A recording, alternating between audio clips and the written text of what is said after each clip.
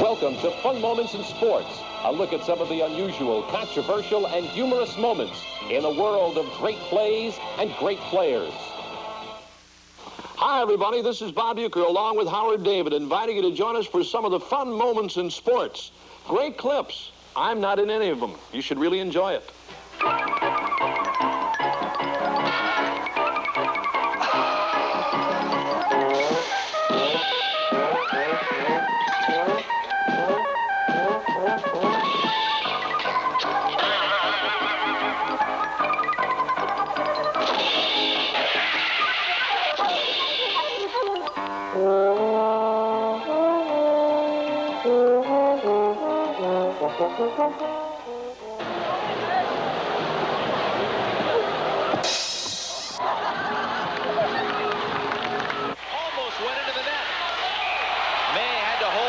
It just bounced off the side of the goal, and now a pushing match behind the goal, and Rick Wilson gets in there and tries to throw a few punches, and Wilson has dropped his right glove and threw some punches. 2 minutes for roughing.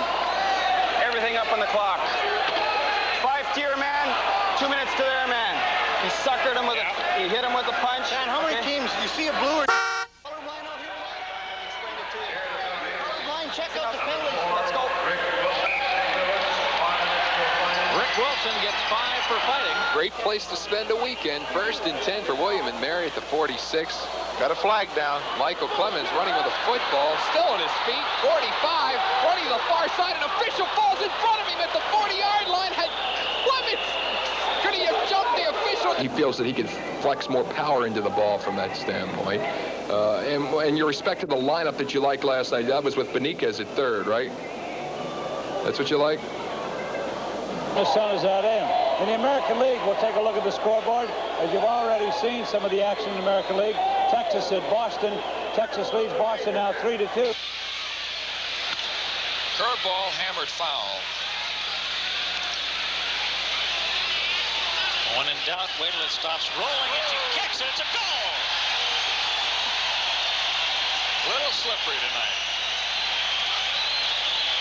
1-0. In the corner. Corner kick. That fits right in.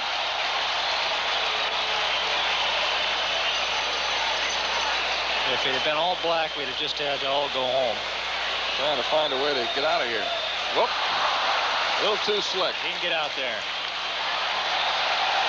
Oh, looked like he saw Elrod Hendricks out there and changed his mind. Now the ground crew is chasing him. He's going to come in to hit. Probably a Detroit Tigers scout.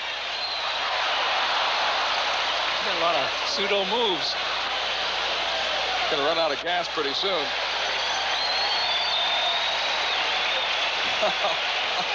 What else could happen? We'll be watching next year for sure to see how all of these young players come out. We got another call on the line. Go ahead. You're on the line. Yeah, Phil, I used to really admire you when you played for the Bullets. I thought you was a wonderful player, but I'm wondering about that tie. That's the ugliest looking tie I've ever seen. I mean, what, did you make a kilt out of the rest of that tie? Are you Scottish or what? What kind of tie is that? This is the tie right here. Nobody else can see anything else. It's a red tie, red bow tie with a straight line down. Who could that be calling about, we're talking sports here. I don't know, Phil. What about the Bullets? What do you think their playoff chances are? Well, I'm glad you asked that question. I'll turn that over to Jeff Hardy. Jeff, what do you think? Well, it looks more and more like they even have a tie. They're probably going to play. Jeff, why don't you get a tie like the one Phil's got? You know, your sports writers go around almost naked all the time. You're so casual. That'll be some kind of dress code for you guys. What's the deal? I mean, you're working class just like the rest of us. Get a coat and tie out for crying out loud, will you? Okay, that's all I have to say. Goodbye. Well, I don't know about that, caller. What do you think? But while we're on the subject, you know, the playoffs are coming up. What do you look forward to seeing? Pay them no mind, Jeff. I'm definitely stunned on that one. I've always thought I was a decent dresser.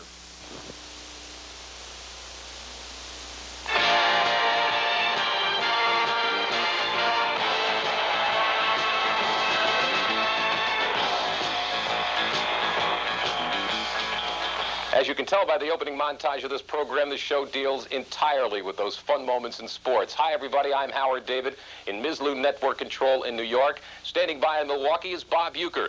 And, Bob, there are those that say that your career was indeed a fun moment in sports. Well, that may be totally true, Howard, but, you know, I go back a long way in baseball, and I've always thought that anybody can play the game of baseball, but for a guy like myself to stick around for as long as I did is a much greater tribute to a player than these guys that hit their 300s every year. It's a little embarrassing to my family, but so what? And now it's time for Bob's Ski Tournament.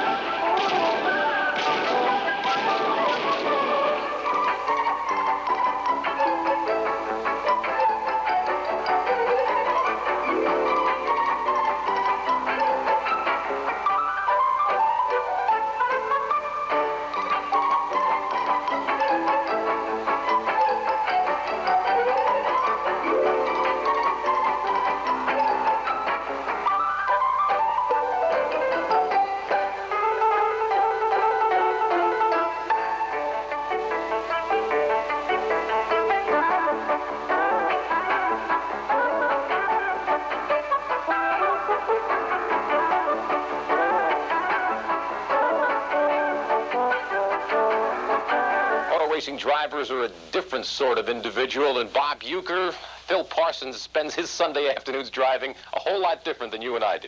All right, Howard, and automobile racing, a thrill a minute. Ken Squires is with Phil Parsons, one of the new and up-and-coming drivers, for his fun moment in sports.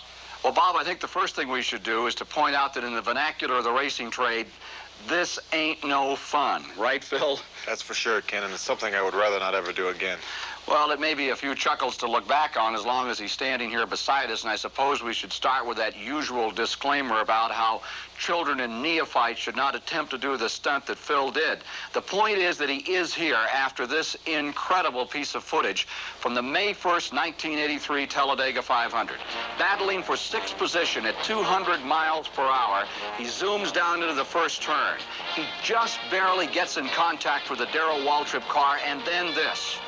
This series of incredible sidewinders, sometimes 20, 30 feet in the air, side over side, some say 9, some say a dozen times. And then when the car finally came to a halt, midway through the first and second corner, he was rammed by another car, Ricky Rudd. And one day later, except for a broken clavicle, you were in pretty good shape. Not too bad, Ken. I was pretty sore, but basically okay. That car, incidentally, is now in the museum at the Alabama International Motor Speedway. I've seen it, and it is a great testimony to how safe these cars are. 2 or 3 days later, you and I were working together on one of these television shows. That's true, Ken. My eyes were red, and my arm was in a sling, but I was all right other than that. That's what he calls fun. Hey, Phil, did you ever think of taking up another sport for a living? Well, Bob, I've thought about taking up baseball, but after following your career very closely, I think I'll stick to driving a race car. Well, Bob, that's an interesting way to spend a Sunday afternoon. When we return, we'll take a look at Nolan Ryan's fun and historical moment in the 1983 baseball season. And now it's time for Bob's Baja 500.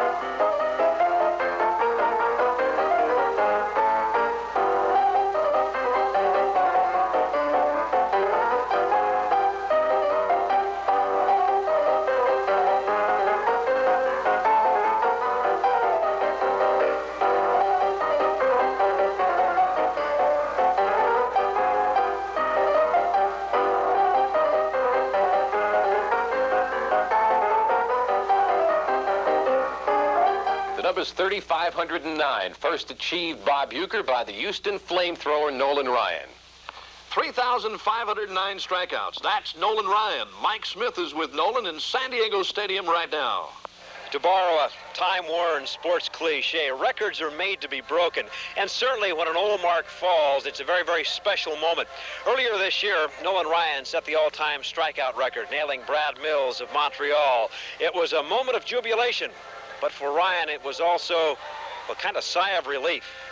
Well, it was just a relief that it was over with because it had been a build-up and there'd been some frustration that I experienced with the two previous outings and the media attention I was getting, and it was just it was a relief to get it over with, and it's something that I always wanted to accomplish. I knew that that record was going to fall, and I really wanted to be the guy that broke him. What'd you get him with? I got him with a curveball. You mentioned the media attention. I know Roger Maris went through it the year that he hit 61 home runs. Hank Aaron experienced it. Was it the same type of thing for you? Well, I don't think so. I don't think it was near the magnitude that those guys went through, and it wasn't a big build-up. It was early in the year, and I'd just come off the disabled list, and so people kind of had put it out of their mind. And also, it wasn't didn't seem to be a big event as those two fellows accomplished. Nolan, looking back at the strikeout record and bouncing back and forth between two leagues, learning new hitters, did that have any effect on you or not? Well, it certainly affected me the first year I was in the National League because it took me the entire year to learn the hitters and get comfortable with the umpires and their strike zones, and it's just an adjustment period. But I don't think that pitching in American League versus National League as a strikeout pitcher or any other type of pitcher, there's really any difference. You mentioned the two leagues, the strike zone. We hear about that all the time. How much of a difference is there really? Is it something that you notice as a pitcher? I noticed that the National League has a smaller strike zone. I think that the American League gives the high strike, and the National League doesn't give a lower strike than the American League. So I think it causes the pitchers to have to pitch to a smaller strike zone. You've been consistently in double figures in the win column. ERA ranks in the top 30 of all time. Back early in your career, there were those that said that you were just a thrower. Is this kind of a good way of saying, hey, you were wrong? There's more to being a complete pitcher than just your one-loss record. I look at myself as a defensive specialist. My job is to go out and try to shut the opponents out, and whether I win or lose is basically out of my hands from the standpoint of our team's offensive output. So I don't put much emphasis on my one-loss record. I feel like I'm a complete pitcher. Nolan, being from Texas, has pitching in Houston, Texas helped your career at all? Well, the community has supported our team well, and they've accepted me well, which has made the transition much easier. I think pitching at home has made it easier on me at this point and stage of my career. My family involvement and other involvements that I have outside the game has made it easier by playing in Houston. This year you've seesawed back and forth now with Steve Carlton. Does that push you a little bit harder? Well, I don't really watch what Steve's doing because that's out of my hands. I feel like that I have to concern myself with my situation and our ball club and try to help our ball club and do everything I can for us to win, and hope that I pitch long enough that I get an opportunity to be the all-time strikeout leader. Hey, Nolan, had I been 35-09, what kind of pitch would you have thrown me? Well, Bob, I'd have walked to the plate and told you what was coming and been a fastball. Hey, Nolan, the laugh's on you. 200 guys did that before you ever thought about it. Hey, fans, stay tuned for more. The Stanford Band against the California Bears, Part 2, coming up next. And now it's time for Bob's Boxing Tour, joined in progress.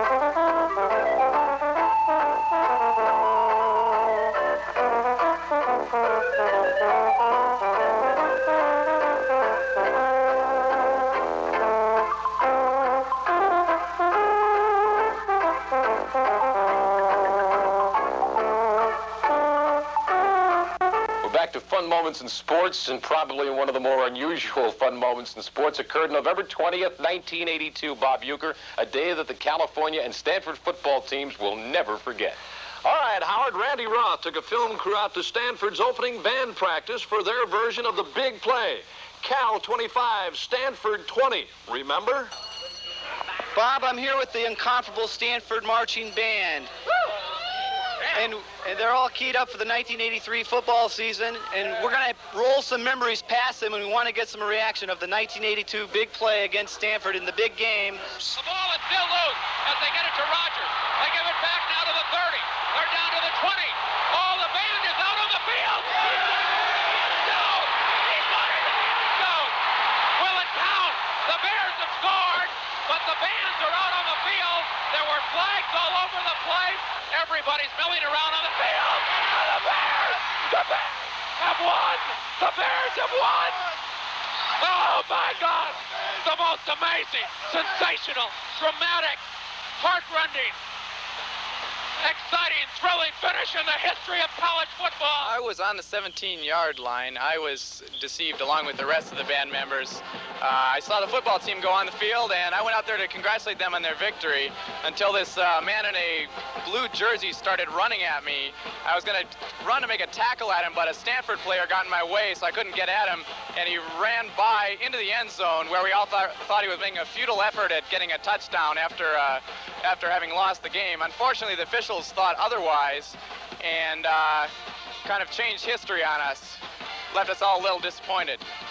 Any major injuries with any of the band members? I know the trombone player's not with us today, but any other major injuries, other people getting knocked over? Well, yeah, Gary, the trombone player, he got out of his wheelchair within a couple short months after the occasion, and everyone else was pretty good. A few bruised spirits, but this year actually we're planning on a little bit of revenge. So much for the Stanford band's version of the big play. Cal play-by-play man Joe Starkey has another version. He's with KGO Radio. Joe?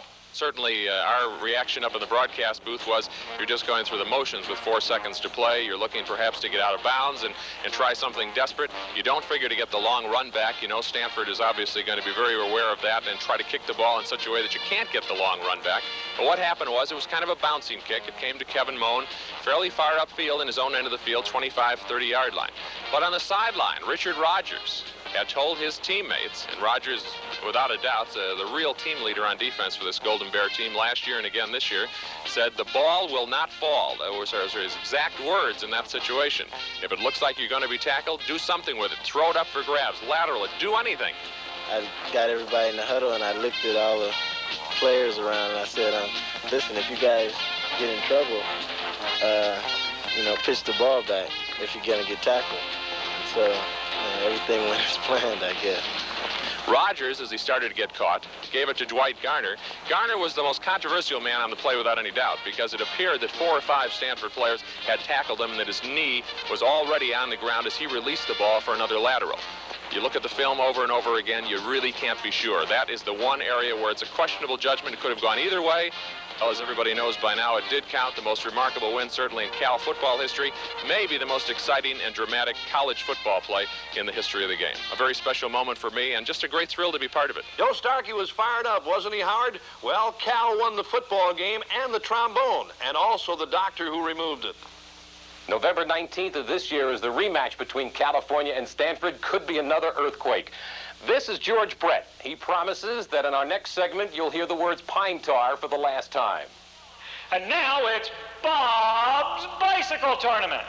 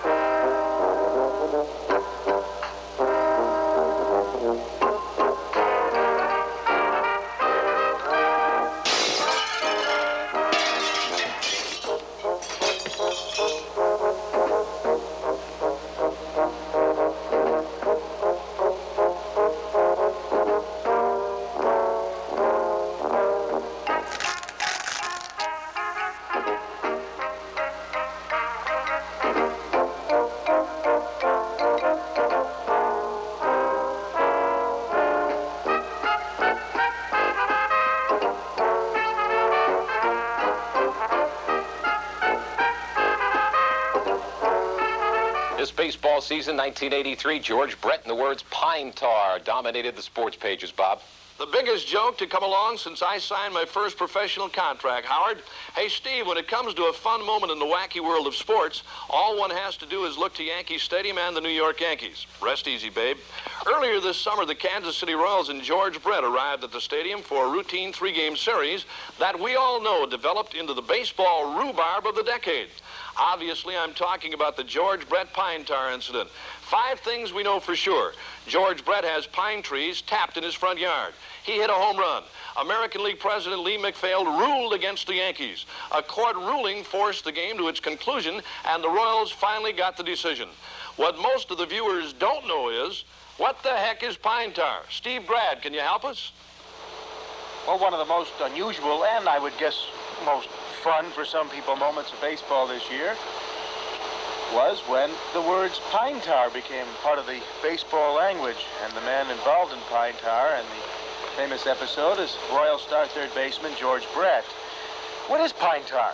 Well, pine tar comes in a can like this. I don't know if this is the brand that the Kansas City Royals use, but a lot of people have been sending me different brands of pine tar. Pine tar is used by farmers, by horseshoers, by nurserymen, soap manufacturers, and various industries. And baseball players use it mainly to put on their bat to give them a little sticky substance, because a lot of times when you go up there and you play in weather like we have in Kansas City or play anywhere, it's to get a good grip on the bat. And what you do is you put a little of this pine tar on a rag similar to this, and then when the pine tar's on the rag, you might put a little bit up here, and then when you're on the on-deck circle or you're going up to bat, you get a little substance on your hand, and then you put your hands down here on the bat. Well, in my case, on the 24th of June, I believe. July 24th.